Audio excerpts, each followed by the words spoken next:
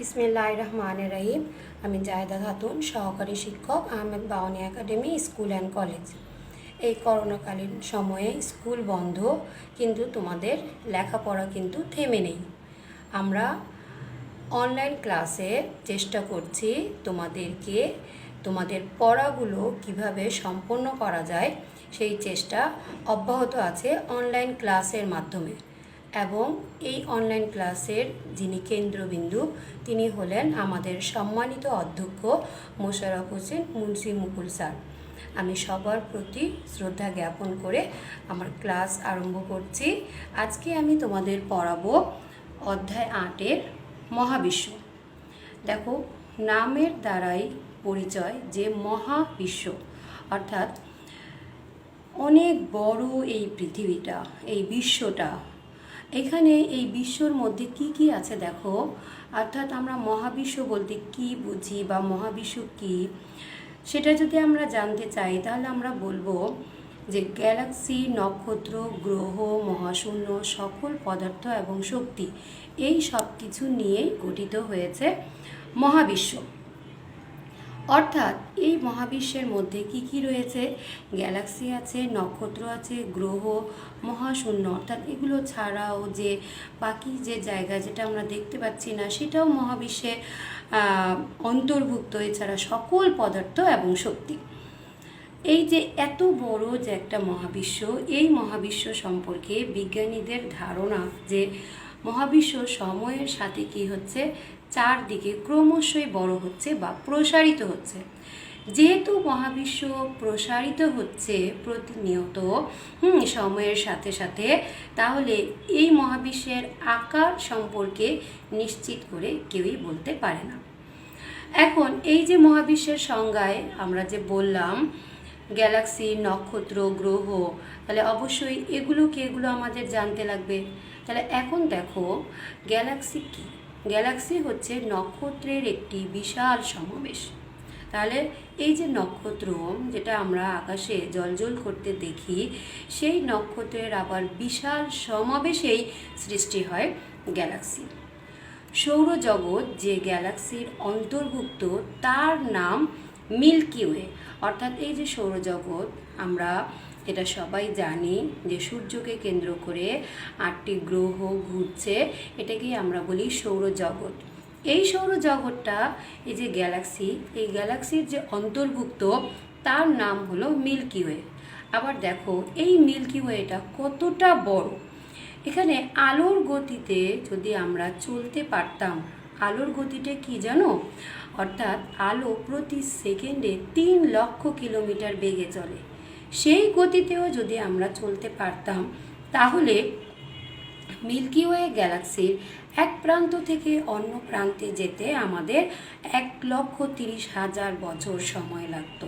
এবার বুঝতেই পারছো মিল্কি ওয়ে কতটা বড়। তাহলে মহাকাশের গ্যালাক্সি সমূহের মধ্যে মিল্কি ওয়ে একটি গ্যালাক্সি। স্যার এডিংটনের মতে প্রতি গ্যালাক্সিতে, অর্থাৎ এই যে এত গ্যালাক্সি তো অনেক ধরনের আছে, তার মধ্যে প্রতি গ্যালাক্সিতে গড়ে 10 সহস্র কোটি নক্ষত্র রয়েছে। সহস্র মানে হাজার, এটা তোমরা জানো। তাহলে 10 সহস্র কোটি নক্ষত্র রয়েছে প্রতিটা গ্যালাক্সিতে। আমরা একটা গ্যালাক্সির নাম তো শুধু বলা হয়েছে মিল্কি ওয়ে, এইরকম প্রতিটা গ্যালাক্সিতে 10 সহস্র কোটি নক্ষত্র রয়েছে। তাহলে এবার বুঝতেই পারছো যে মহাবিশ্ব কতটা বড়। এখন আসো নক্ষত্র। নক্ষত্র হচ্ছে জ্বলন্ত গ্যাসের একটি বিশাল কুণ্ডলী, যার নিজস্ব আলো, তাপ এবং অন্যান্য শক্তি রয়েছে। অর্থাৎ নক্ষত্রটা তাহলে আমরা কি বলতে পারি? এটা একটি জ্বলন্ত গ্যাসের একটি বিশাল কুণ্ডলী, যার কি আছে? নিজস্ব আলো আছে, তাপ আছে এবং শক্তি রয়েছে। এখানে দেখো, এই নক্ষত্রের মধ্যে সূর্য হলো সৌরজগতের একমাত্র নক্ষত্র। দেখো, সূর্য সৌরজগতের একমাত্র নক্ষত্র। এখানে সূর্যটা আছে, সূর্য সৌরজগতের একমাত্র নক্ষত্র। পৃথিবী থেকে চাঁদের দূরত্ব 3,84,400 কিলোমিটার। আলো দেখো, একটু আগে যেটা আমি বললাম যে প্রতি সেকেন্ডে প্রায় 3 লক্ষ কিলোমিটার বেগে চলে। আর তাই চাঁদ থেকে পৃথিবীতে যেহেতু দূরত্বটা এখানে দেখো ছবি দিয়ে দেখালাম, এই যে পৃথিবী এবং চাঁদ মাঝখানের দূরত্বটা হলো 3,84,400 কিলোমিটার। অর্থাৎ চাঁদ থেকে পৃথিবীতে আলো আসতে সময় লাগে 1.3 সেকেন্ড। এটা আমি তোমাদের অঙ্ক করে দেখিয়ে দেব। পৃথিবী থেকে চাঁদের দূরত্ব 15 কোটি কিলোমিটার। এই যে পৃথিবী, সূর্য, সরি এটা পৃথিবী, এটা হলো সূর্য। এই যে দূরত্বটা, এই দূরত্বটা হলো 15 কোটি কিলোমিটার। তাহলে এই যে সূর্য থেকে তাহলে পৃথিবীতে আলো এসে পৌঁছাতে সময় লাগে 8 মিনিট। তার মানে হলো আমরা সব সময় সূর্য থেকে 8 মিনিট পূর্বে উৎসরিত আলো দেখতে পাই। অর্থাৎ আমরা যখনই তাকাই তখন কিন্তু সাথে সাথেই দেখা যাচ্ছে, সূর্য ওঠার সাথে সাথে আমরা কিন্তু আলোটা পাচ্ছি। কিন্তু এই সূর্য থেকে পৃথিবীতে আলো এসে আসলে পৌঁছাতে আমাদের সময় লাগছে কত? 8 মিনিট। এখন দেখো এখানে একটা অঙ্কের মাধ্যমে আমি দেখালাম, আলো 1 সেকেন্ডে 3 লক্ষ কিলোমিটার বেগে চলে এবং সূর্য থেকে পৃথিবীতে আলো আসতে কত সময় লাগে? দেওয়াই আছে আলোর গতি 1 সেকেন্ডে 3 লক্ষ কিলোমিটার। তাহলে আমরা কি জানি? আমরা জানি পৃথিবী থেকে চাঁদের দূরত্বটা হলো 3,84,400 কিলোমিটার, আর সূর্যের দূরত্ব হলো 15 কোটি কিলোমিটার। তাহলে চাঁদ হতে পৃথিবীতে আলো আসতে সময় লাগছে, আমরা যদি দূরত্বটাকে 3 লক্ষ দিয়ে ভাগ করি তাহলে আমরা পাবো 1.28 সেকেন্ড এবং এটাকে আমরা 1.3 সেকেন্ড লিখতে পারি। এখন বুঝে গেছো যে চাঁদ থেকে পৃথিবীতে আলো আসতে যে লেখাটা আছে 1.3 সেকেন্ড সময় লাগে, তাহলে এটা কিভাবে হয়েছে? এরপরে দেখো আছে সূর্য হতে পৃথিবীতে আলো আসতে সময় লাগে 15 কোটি কিলোমিটার। তাহলে এখানে দেখো 15 কোটিকে যদি আমরা 3 লক্ষ দিয়ে ভাগ করি তাহলে আমরা কি পাবো? 500 সেকেন্ড। এটাকে যখন আমরা 60 সেকেন্ড দিয়ে ভাগ করব তখন আমরা পাবো 8 মিনিট 33 সেকেন্ড, বা এখানে আমরা 8 মিনিট লিখতে পারি। এবার বুঝতে পারছো যে কিভাবে 8 মিনিট আমাদের সূর্য থেকে পৃথিবীতে আলো এসে পৌঁছাতে আমাদের 8 মিনিট সময় কেন লাগছে। যে আমরা 8 মিনিট কেন বলছি এটা আমি তোমাদের ক্যালকুলেশন করে দেখিয়ে দিলাম। মহাবিশ্ব চ্যাপ্টারটা আসলে একটা মজার চ্যাপ্টার। তোমরা যদি আগ্রহ সহকারে আমার পড়াগুলো শোনো তাহলে তোমাদের খুব ভালো লাগবে আশা করি। এই যে আমি একটু আগেই বললাম যে আলোর গতিতে, তাহলে এবার তোমরা অবশ্যই বুঝতে পারছো যে আমি আবার তোমাদের স্মরণ করিয়ে দেওয়ার জন্য বলছি, আমরা যদি এই আলোর গতিতে চলতে পারতাম তবে মিল্কি ওয়ে গ্যালাক্সির এক প্রান্ত থেকে অন্য প্রান্তে আমাদের যেতে কত সময় লাগতো? 1,30,000 বছর সময় লাগতো। আর মহাকাশের গ্যালাক্সি সমূহের মধ্যে মিল্কি ওয়ে একটি গ্যালাক্সি। তাহলে স্যার এডিংটনের মতে প্রতি গ্যালাক্সিতে কত আছে? গড়ে 10 সহস্র কোটি নক্ষত্র রয়েছে। এটা তোমাদের বিশেষভাবে আমি হাইলাইট করার জন্য আবারও বলছি, মনোযোগ দিয়ে এই লাইনগুলো তোমরা অবশ্যই পড়বে। এখন দেখো এই যে বিজ্ঞানীরা আবিষ্কার করছেন বা জানছেন আকাশে রয়েছে যে পৃথিবী, সূর্য, কিভাবে আলোটা আসছে, আমাদের কতটুকু সময় লাগছে, এই সব কিছু আমরা কিভাবে জানতে পারছি বা বিজ্ঞানীরা কিভাবে দেখছেন, এটা দেখার জন্য কি হচ্ছে, একটা যন্ত্র ব্যবহার করা হচ্ছে যেটার নাম হলো দূরবীক্ষণ যন্ত্র। দূরবীক্ষণ যন্ত্রের সাহায্যে আমরা নক্ষত্র সমূহকে স্পষ্ট দেখতে পাই। এই যে এত কিছু বললাম এগুলো জানার জন্য তাহলে কি দরকার পড়ছে? দূরবীক্ষণ যন্ত্র। তাহলে আমাদের অবশ্যই জানতে হবে যে দূরবীক্ষণ যন্ত্রটা কি। দূরবীক্ষণ যন্ত্র হলো অনেক দূরের বস্তুকে বড় করে দেখায়, অর্থাৎ দূরের বস্তুটাকে বড় করে দেখার জন্য আমরা যেটা ব্যবহার করে থাকি সেটাকে আমরা কি বলবো? আমরা বলবো দূরবীক্ষণ যন্ত্র। এখানে দেখো জ্যোতির্বিজ্ঞান, অর্থাৎ দেখা যাচ্ছে যে এই যে জ্যোতির্বিজ্ঞান, এই জ্যোতির্বিজ্ঞানটা কি হচ্ছে? এই জ্যোতির্বিজ্ঞানে মহাকাশ সম্পর্কিত গবেষণাকে বলা হয় জ্যোতির্বিজ্ঞান। অর্থাৎ এই যে তোমরা দেখছো যে পৃথিবী, সূর্য, চন্দ্র এগুলো কোথায় আছে? মহাকাশে আছে, তাই না?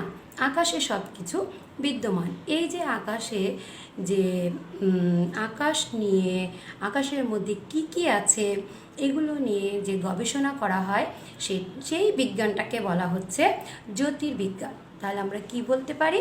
মহাকাশ সম্পর্কিত গবেষণাকে বলা হয় জ্যোতির্বিজ্ঞান।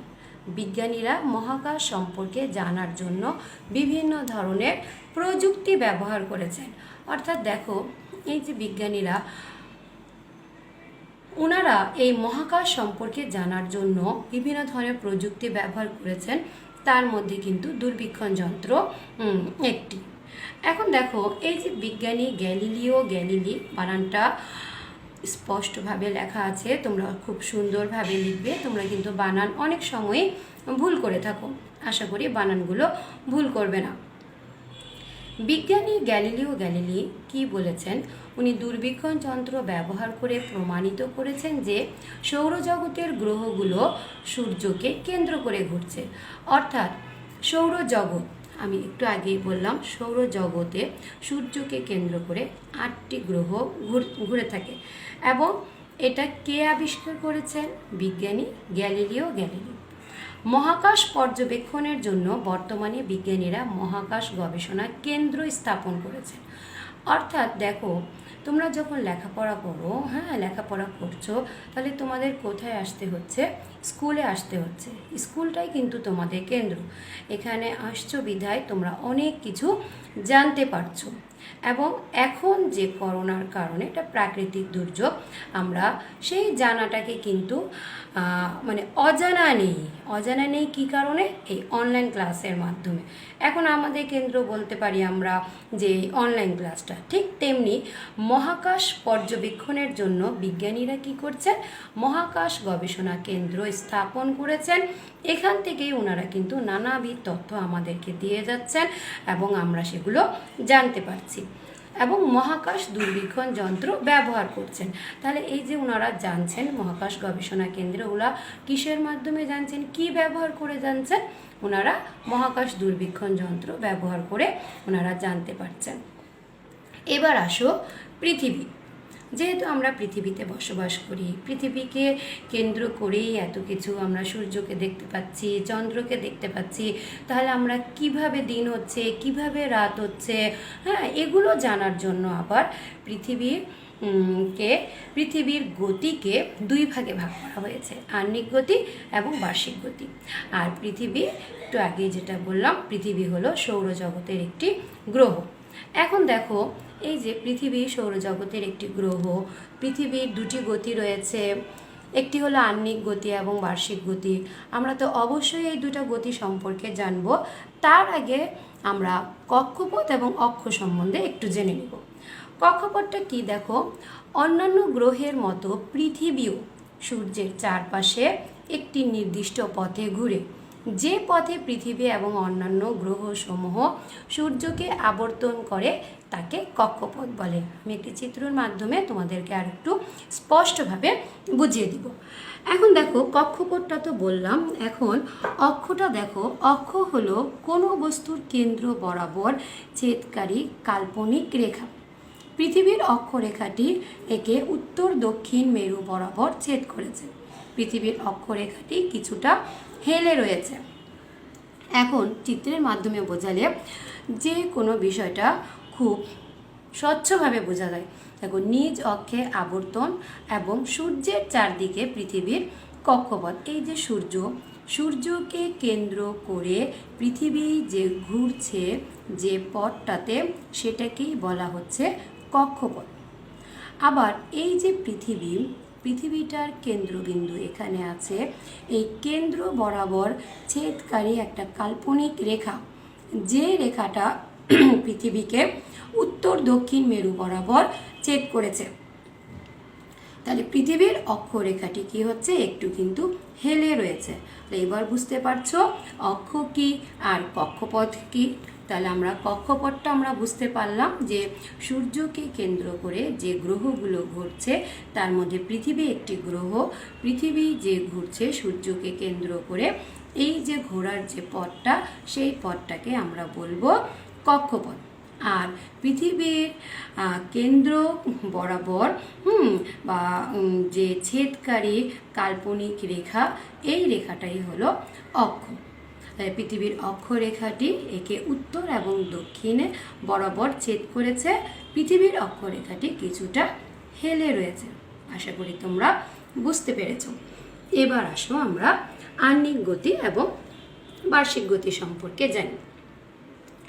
আহ্নিক গতি হলো সূর্যের চারদিকে ঘূর্ণনের সাথে সাথে পৃথিবী লাটিমের মতো নিজ অক্ষের উপর ঘুরছে। নিজ অক্ষের উপর পৃথিবীর এই ঘূর্ণায়মান গতিকে পৃথিবীর আহ্নিক গতি বলে। নিজ অক্ষে একবার ঘুরে আসতে পৃথিবীর 23 ঘন্টা 56 মিনিট সময় লাগে। অর্থাৎ দেখো, আমরা কিন্তু বলে থাকি যে 24 ঘন্টা সমান সমান একদিন। আমরা সেই ছোট্টবেলা থেকে এই কথাটা জেনে এসেছি। এখন তোমরা স্পষ্টভাবে জানতে পারছো যে আসলে সময়টা কতটুকু, 23 ঘন্টা 56 মিনিট, যা একদিনের সমান। পৃথিবীর আহ্নিক গতির কারণেই কিন্তু দিন এবং রাত হয়। এখন দেখো, এই যে সূর্যটাকে সূর্যের চারদিকে ঘূর্ণনের সাথে সাথে পৃথিবী লাটিমের মতো নিজ অক্ষের উপর ঘুরছে। আর নিজ অক্ষের উপর এই ঘূর্ণায়মান গতিকে পৃথিবীর আহ্নিক গতি বলে। বার্ষিক গতিটা দেখো, সূর্যের চারদিকে নির্দিষ্ট কক্ষপথে পৃথিবীর আবর্তনকে বার্ষিক গতি বলে। সূর্যের চারদিকে একবার ঘুরে আসতে পৃথিবীর 365 দিন 6 ঘন্টা সময় লাগে। দেখো, 6 ঘন্টাটা আমরা, এটা একটা সাধারণ জ্ঞান যে আমরা কি বলি, 4 বছর পর পর লিপ ইয়ার হয়, তখন সেই একদিনটা কার সাথে অ্যাড করা হয়, ফেব্রুয়ারি মাসের সাথে। তখন ফেব্রুয়ারি মাস 28 দিন না হয়ে 29 দিন হয়ে থাকে। এই 29 দিনটা কিভাবে হয় জানো? এই যে 6, যেহেতু 4 বছর পর পর 4কে দিয়ে যদি আমরা গুণ করি, 4 6 24, তাহলে 24 ঘন্টায় একদিন। সেই একদিনটা 4 বছর পর পর আমাদের ফেব্রুয়ারি মাসের 28 দিনের সাথে অ্যাড হয়ে যায় 29 দিন। সেই বছরটাকে আমরা বলি লিপ ইয়ার। এবার বুঝতে পেরেছো লিপ ইয়ার কি? যদিও এখানে নেই, তাও আমি তোমাদেরকে জানার জন্য বলে দিলাম, কারণ আমাদের জানার কোনো শেষ নেই। মহাবিশ্ব চ্যাপ্টারটা কিন্তু খুব আকর্ষণীয়, মজাদার একটা চ্যাপ্টার। তুমি যত জানবে দেখা যাবে যে তোমার ততই জানতে ইচ্ছে করবে।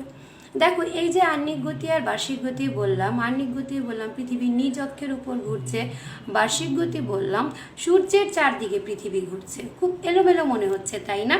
আসলে এলোমেলো না। এখানে আবার এই চিত্রের দিকে আসি। এই যে পৃথিবীটা কি হচ্ছে, এভাবে ঘুরছে পৃথিবীটা। সূর্যের জায়গাতেই আছে। এই যে পৃথিবীটা যখন এভাবে ঘুরছে, তখন নিজ অক্ষে যখন ঘুরছে এই সূর্যের পাশে, তখন এখানে দিন রাত হচ্ছে। আবার এই পৃথিবীটা যখন, অর্থাৎ আহ্নিক গতির কারণে কিন্তু দিন রাত হচ্ছে নিজ অক্ষের উপর ঘূর্ণায়মান। আবার এই পৃথিবীটা যখন এভাবে ঘুরতে এভাবে সূর্যের চারপাশে ঘুরে এদিকে আসতেছে, তখন এটা হয়ে যাচ্ছে বার্ষিক গতি। এবার আশা করি বুঝতে পারছো। অর্থাৎ দেখো, তোমরা যখন বাসা থেকে স্কুলে আসো, তখন তোমরা কিভাবে আসো? হেঁটে আসো বা যেভাবেই আসছো। তোমরা যদি ওই বাসাতেই বসে থাকতে, তাহলে কি তোমরা স্কুলে আসতে পারতে না। কারণ ঠিক তেমনি পৃথিবীটাও যদি নিজ জায়গাতে চুপচাপ বসে থাকতো, তাহলে কি সেখানে দিন রাত হতো? বা এই বছরের যে সময়টা বললাম, সেটা কি সম্ভব হতো না। এই জন্য প্রথমে নিজেকে ঘুরতে হবে। পৃথিবী নিজেই যদি ঘুরে, তাহলে এই ঘুরতে দেখো কতটা ধীর গতিতে ঘুরছে, যেটা সম্পূর্ণ ঘূর্ণায়মান হতে তার লাগছে 365 দিন 6 ঘন্টা। আর তার নিজেরটা যখন এভাবে ঘুরে যখন যাচ্ছে, তখন এইভাবে ঘুরতে তার এক একটা দিন সে পার করছে নিজ অক্ষ বরাবর ঘুরতে, তখন তার সময় লাগছে 23 ঘন্টা 56 মিনিট। এবার আশা করি তোমরা খুব ভালোভাবে বুঝতে পেরেছো। এবার আমরা আসি দিন এবং রাত। এখন দেখো, এই যে আমি বললাম আহ্নিক গতির কারণেই দিন এবং রাত হচ্ছে, তাহলে পৃথিবী প্রতি 24 ঘন্টায় নিজ অক্ষে একবার সম্পূর্ণ ঘুরছে। আর এর কারণে প্রতিদিন সকালে কি হয়, সূর্য ওঠে এবং সন্ধ্যায় অস্ত যায়। পৃথিবীর একদিক দেখো, এখানে সূর্য এবং এখানে পৃথিবী আছে। এই পৃথিবীর যে দিকটা সূর্যের দিকে মুখ করে থাকে এবং সেটা হচ্ছে দিন, আর যে দিকটা বিপরীত থাকে অবশ্যই তোমরা এখনই বলে দিতে পারবে সেটা হলো রাত। তাহলে এভাবেই কি হচ্ছে যে আমাদের দিন রাত্রি সংগঠিত হচ্ছে। এটাই হলো কিভাবে দিন রাত সংগঠিত হয়। দেখো এই কথাটাই আমি এখানে লিখে দিলাম যে সন্ধ্যায় অস্ত যায়, পৃথিবীর একদিক সূর্যের দিকে মুখ করে থাকে এবং অপর দিক সূর্যের বিপরীতে থাকে। সে যে দিকটা সূর্যের দিকে মুখ করে থাকে সেই দিকটাই দিন, এবং যে দিকটা বিপরীত দিকে থাকে সেই দিকটা রাত হয়। এবার আসো সূর্যোদয় এবং সূর্যাস্ত, অতি পরিচিত দুটো শব্দ। আমরা সবাই বলতে থাকি যে সূর্য পূর্ব দিকে উদিত হয় এবং পশ্চিম দিকে অস্ত যায়। দেখো আজকে একটা তোমরা মজাদার তথ্য জানবে। সেটা কি, প্রতিদিনের সূর্যকে দেখে মনে হয় যে এটি সকালে পূর্ব দিকে ওঠে এবং দিনের শেষে পশ্চিম দিকে অস্ত যায়। এই যে সূর্য মনে হচ্ছে কি পূর্ব দিক থেকে উঠছে, তারপরে আস্তে আস্তে আস্তে আস্তে করে পশ্চিম দিকে ডুবে যাচ্ছে। আসলে কি তাই? দেখো বিজ্ঞান কি বলে। বিজ্ঞান বলছে পশ্চিম থেকে পূর্ব দিকে নিজ অক্ষের উপর পৃথিবীর ঘূর্ণনের কারণেই এমনটি হয়।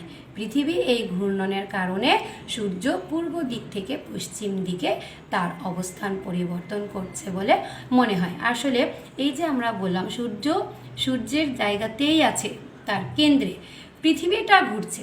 পৃথিবী যখন ঘুরতে ঘুরতে নিজ অক্ষে তো সে ঘুরছে, তখন ঘুরতে ঘুরতে ঘুরতে ঘুরতে যখন সূর্যের যে দিকটা থাকে তখন পূর্ব দিকটা এমন মনে হচ্ছে কি সূর্য পূর্ব দিক থেকে উঠছে, এবং সন্ধ্যার সময় মনে হয় যে সূর্যটা পশ্চিম দিকে অস্ত যাচ্ছে। আসলে ঘটনাটি হলো পৃথিবীর ঘূর্ণনের কারণেই সূর্য পূর্ব দিক থেকে পশ্চিম দিকে তার অবস্থান পরিবর্তন করছে বলে মনে হয়। এখন আসো ঋতু।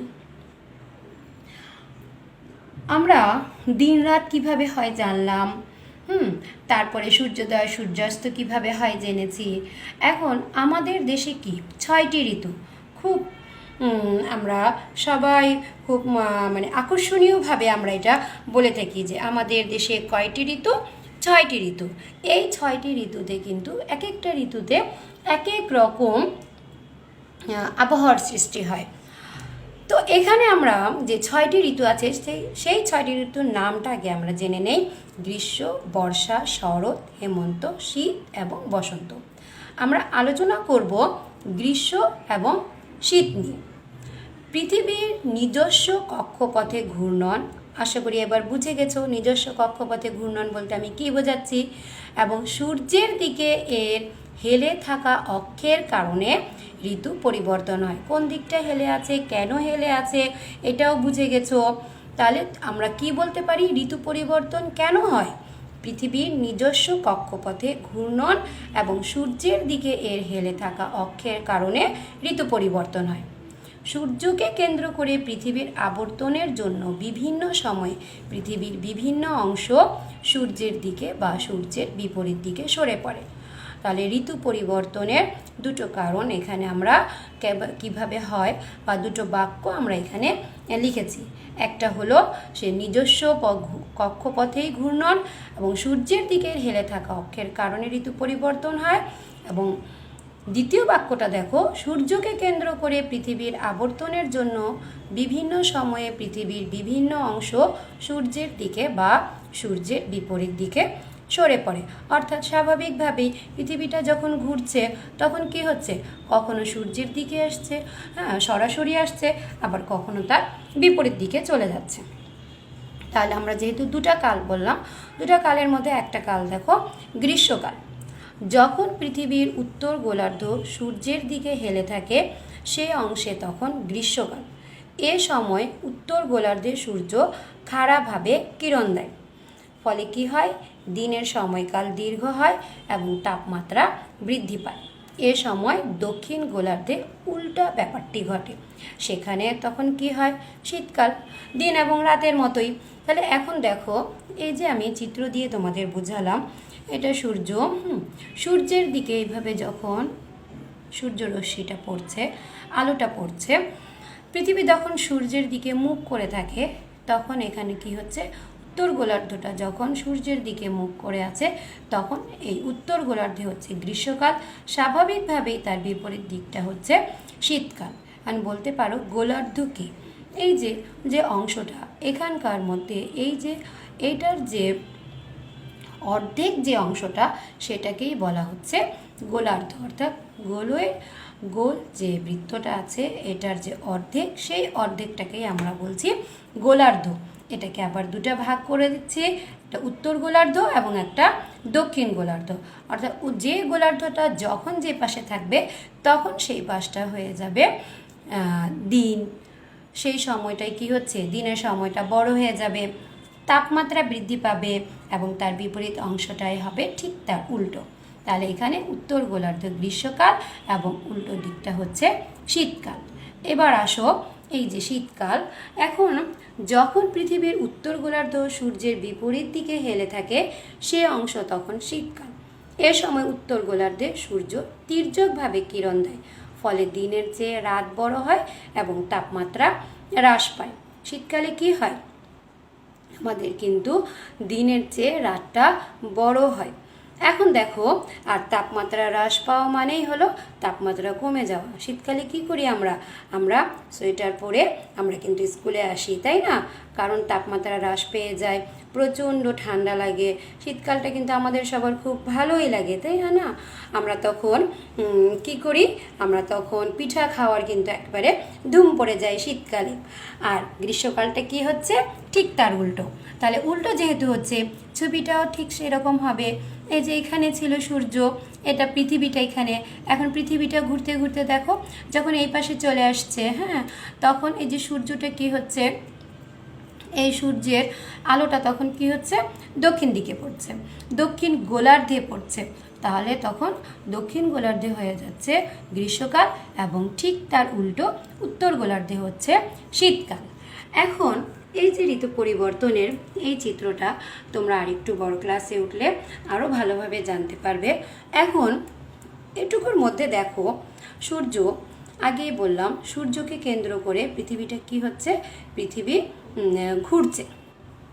পৃথিবীটা ঘোরার সময় এখন ধীরে ধীরে ঘুরছে, 365 দিন, 6 ঘন্টা সময় লাগছে, আস্তে আস্তে সে ঘুরছে, নিজ অক্ষে একদিন একদিন করে পার করছে। যখন জুন মাসটা আসে, তখন দেখো উত্তর গোলার্ধটা সূর্যের বরাবর চলে আসে এবং সেই সময়টা হয়ে যায় গ্রীষ্মকাল। আবার দেখো এখন সেপ্টেম্বর মাস, এখন কিন্তু আস্তে আস্তে দিনটা ছোট হয়ে আসছে এবং এটা তখন দেখা যাচ্ছে ডিসেম্বর মাসে, তখন কি হয়, একবারে আমরা সম্পূর্ণ শীতকালটা অনুভব করি। তখন এই উত্তর গোলার্ধটা এরকম ঘুরতে ঘুরতে ঘুরতে ঘুরতে দেখা যায় উত্তর গোলার্ধটা এই সূর্যের বিপরীত দিকে চলে আসে। এই কারণেই দেখা যাচ্ছে যে তখন উত্তর গোলার্ধে শীতকাল হয় এবং দক্ষিণ গোলার্ধে হয় গ্রীষ্মকাল। আশা করি তোমরা ঋতু পরিবর্তনের এই যে কিভাবে সংঘটিত হয়, এটা তোমরা চিত্রের মাধ্যমে খুব ভালোভাবে বুঝতে পেরেছ। এখন আসো চাঁদের দশা। আমরা পৃথিবী জানলাম, সূর্য জানলাম, আমরা যেগুলো দেখছি, তাহলে আমরা কি চাঁদ সম্বন্ধে জানবো না? অবশ্যই জানবো, কারণ চ্যাপ্টারটার নামই তো হলো মহাবিশ্ব।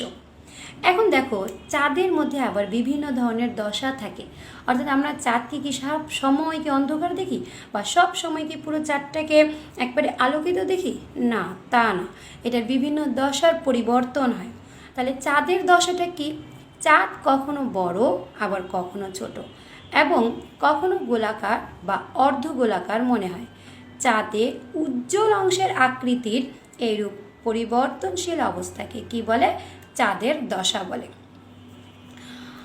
অর্থাৎ দেখো, এই যে চাঁদের দশা, আমি আগেই বললাম চাঁদকে কিন্তু আমরা এক এক সময় এক এক রকম দেখি। এই যে চাঁদের আকৃতির যেই রকম এরূপ পরিবর্তনশীল অবস্থা, একেই বলা হয় চাঁদের দশা। তাহলে অবশ্যই চাঁদও আবর্তিত হচ্ছে। কিভাবে আবর্তিত হয় দেখো, চাঁদ পৃথিবীর একমাত্র উপগ্রহ। দেখো, গ্রহ আছে আবার উপগ্রহ কিন্তু আছে। গ্রহটা কি? যে বস্তু দেখো সূর্যকে কেন্দ্র করে ঘুরে তাকে বলা হচ্ছে গ্রহ। আবার এই যে পৃথিবী একটা গ্রহ, এই গ্রহটাকে যখন অন্য কোনো বস্তু বা যে বস্তু যখন গ্রহকে কেন্দ্র করে ঘুরছে তখন এটাকে বলা হচ্ছে উপগ্রহ। পৃথিবীর একটা মাত্রই উপগ্রহ আছে, সেটাকে আমরা বলি চাঁদ। এবার বুঝতে পেরেছো গ্রহ কি আর উপগ্রহ কি? তাহলে উপগ্রহ সেই বস্তু যা গ্রহকে কেন্দ্র করে আবর্তিত হয়। চাঁদ তার নিজের অক্ষ বরাবর প্রায় 28 দিনে একবার ঘোরে। অর্থাৎ এই চাঁদও কিন্তু ঘুরছে। এই যে ঘুরছে, এটা ঘুরতে চাঁদের আবার সময় লাগছে 28 দিন। এবং একই সাথে পৃথিবীর চারদিকেও একবার ঘুরে আসতে চাঁদের প্রায় 28 দিন সময় লাগে। অর্থাৎ চাঁদ এভাবে ঘুরতে ঘুরতে ঘুরতে ঘুরতে সে নিজেও ঘুরছে, এবং না ঘুরলে যে সেই রকম বললাম যে বাসা থেকে স্কুলে আসছো, তুমি যদি নাই আসবে তাহলে কি তুমি স্কুলে আসতে পারবে? তুমি যদি পা দিয়ে নাই হাঁটো, স্থির থাকলে তার কখনো স্কুলে আসতে পারবে না। ঠিক তেমনি গ্রহ উপগ্রহের বেলায়ও তাই, যে চাঁদ নিজে ঘুরছে এবং ঘূর্ণনের ফলে সে কি হচ্ছে, পৃথিবীটাকে আবর্তন করছে, পৃথিবীটাকেও একবার ঘুরে আসছে। এই জন্য এই ঘূর্ণনের সময়টা হলো 28 দিন। তাহলে এখন দেখো চাঁদের ঘূর্ণন। চাঁদের নিজস্ব কোনো আলো নেই। চাঁদ নিজের আলো চাঁদ সূর্যের আলো প্রতিফলিত করে। চাঁদের অর্ধাংশ সূর্যের আলোতে সব সময়ই আলোকিত। অর্থাৎ চাঁদ আমরা গোলাকার দেখি, এটার অর্ধাংশটা সবসময় কি হয়, সূর্যের আলো দ্বারা আলোকিত থাকে, এবং এটা প্রতিফলিত হয় বলেই আমরা সেই চাঁদের সেই আলোকিত অংশটা আমরা দেখতে পাচ্ছি। কিন্তু পৃথিবীকে আবর্তনের সময় পৃথিবীর দিকে মুখ করা চাঁদের আলোকিত অংশের পরিমাণ ভিন্ন ভিন্ন হয়। এর ফলে চাঁদের বিভিন্ন দশার সৃষ্টি হয়। যদি প্রশ্ন আসে যে চাঁদের বিভিন্ন দশা সৃষ্টি হয় কেন বা কারণ কি, তাহলে তোমরা লিখতে পারবে যে পৃথিবীকে আবর্তনের সময় পৃথিবীর দিকে মুখ করা চাঁদের আলোকিত অংশের পরিমাণ ভিন্ন ভিন্ন হয়। এর ফলে চাঁদের বিভিন্ন দশার সৃষ্টি হয়। তাহলে এবার বুঝতে পেরেছো যে চাঁদের দশা কিভাবে সৃষ্টি হচ্ছে বা চাঁদের দশাগুলো কি। আমরা শুধুমাত্র চাঁদের কি হচ্ছে, আলোকিত অংশই দেখতে পাই। দেখো এক এক সময় চাঁদকে কিন্তু আমরা গোলাকার চাঁদকে কখনো একবারে সূক্ষ্মভাবে দেখি, আবার আরেকটু বড় হচ্ছে, আবার আরেকটু বড় হচ্ছে, এভাবে করতে করতে এক সময় অর্থাৎ মাসের যখন 13, 14, 15 তারিখ হয় তখন কিন্তু আমরা সম্পূর্ণ গোলাকার চাঁদটাকে দেখতে পাই। যখন আমরা সম্পূর্ণ গোলাকার আলোকিত অংশটা দেখতে পাই তখন আমরা সেটাকে বলবো পূর্ণিমার চাঁদ। তাহলে আমরা পূর্ণিমার চাঁদটা তাহলে আমরা কি বলবো, যে যখন আমরা চাঁদের আলোকিত অংশ সম্পূর্ণ গোলাকার দেখতে পাই তখন আমরা একে পূর্ণিমার চাঁদ বলি। অমাবস্যার চাঁদ হলো যখন আমরা চাঁদের আলোকিত অংশ একেবারেই দেখতে পাই না, তখন আমরা একে অমাবস্যার চাঁদ বলি। এই যে একবারে আমি ডার্ক করে দিয়েছি চাঁদটাকে। অমাবস্যার চাঁদ এরকম ঘুটঘুটে অন্ধকার হয়ে যায়। আমরা যদি চাঁদকে রাতের আকাশে যদি একটু খেয়াল করে দেখি বা দেখতে চাই, গ্রামে গেলে আমরা যদি উপলব্ধি করি, যদি আমাদের 13, 14, 15 তারিখের মধ্যে আমরা এই সময়টার মধ্যে যদি আমরা চাঁদকে দেখি তাহলে আমরা দেখতে পাবো একবারে চারপাশ আলোকিত হয়ে আছে। কারণ তখন সম্পূর্ণ গোলাকার অংশটাই আমরা দেখতে পাচ্ছি, একবারে আলোকিত অংশ। এই জন্যই এই সময়টাকে বলা হচ্ছে পূর্ণিমা। আর যখন মাসের শেষের দিকে চলে আসে তখন এটা একেবারে অন্ধকার হয়ে যায়, এই সময়টাকে বলা হচ্ছে অমাবস্যা।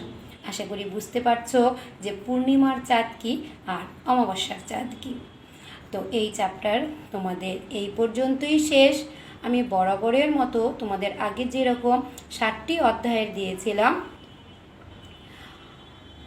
ছোট প্রশ্ন, শূন্যস্থান, মিলকরণ এবং কাঠামোবদ্ধ প্রশ্ন আমি ঠিক তেমনি এই চ্যাপ্টারেরও তোমাদের বলে দিচ্ছি। দেখো, সংক্ষিপ্ত প্রশ্ন যেটা, প্রতিটি প্রশ্নের মান থাকবে 2 করে। তোমাদের 15টি প্রশ্ন দিতে হবে, নাম্বার থাকবে 15 দুগুণে 30। এবং আমি যখন প্রশ্নগুলো বলবো তোমরা দেখবে যে একটু মনোযোগ দিয়ে পড়ালেখা করলে প্রত্যেকটা প্রশ্নের উত্তর তোমরা খুব ভালোভাবে লিখতে পারবে। তোমরা প্রশ্নগুলো একটা খাতায় উত্তর সহকারে নোট করে ফেলবে, আর উত্তর তো আমি বলেই দিয়েই দিচ্ছি। ক নাম্বার দেখো, মহাবিশ্ব কি? খ, দূরবীক্ষণ যন্ত্র বলতে কি বোঝো? গ, আলো প্রতি সেকেন্ডে কত কিলোমিটার বেগে চলে? ঘ, চাঁদ থেকে পৃথিবীতে আলো এসে পৌঁছাতে কত সময় লাগে? উম্ম, সূর্য থেকে পৃথিবীতে আলো এসে পৌঁছাতে কত সময় লাগে? দেখো, এখনই তোমরা ঝটপট উত্তর দিয়ে দিতে পারবে আশা করছি। উম্ম, সূর্য থেকে পৃথিবীতে আলো এসে পৌঁছাতে কত সময় লাগে? চ, আমরা সব সময় সূর্য থেকে কত মিনিট পূর্বে উৎসরিত আলো দেখতে পাই? ছ, মিল্কি ওয়ে কি? বরকত জ, প্রতি গ্যালাক্সিতে গড়ে 10 সহস্র কোটি নক্ষত্র রয়েছে, এটি কে বলেছেন?